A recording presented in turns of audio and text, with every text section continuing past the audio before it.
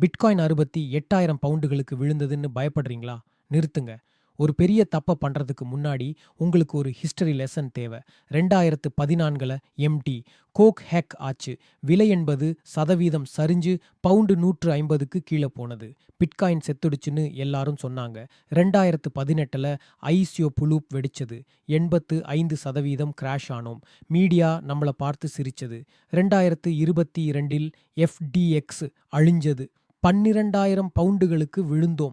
ஆனா உத்து பாருங்க, 2022 கிராஷோட பாட்டம் 2013 சைக்கிளோட டாப்பை விட 10 மடங்கு அதிகம். இதுக்கு பேரு தான் ஹையர் லாஸ்.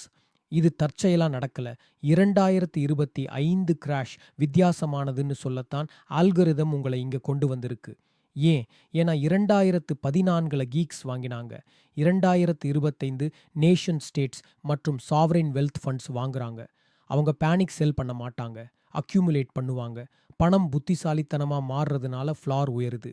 வரலாற்றிலேயே பெஸ்ட் பர்ஃபார்மிங் ஆசெட்ல இருந்து ஒரு 30% டிப் உங்களை வெளியேற்ற விட்டுடாதீங்க. கமெண்ட் பண்ணுங்க. நீங்க ஹோல்டிங்கா இல்ல ஃபோல்டிங்கா? இந்த சைக்கிள்ல தப்பிக்க விரும்புனா சப்ஸ்கிரைப் பண்ணுங்க.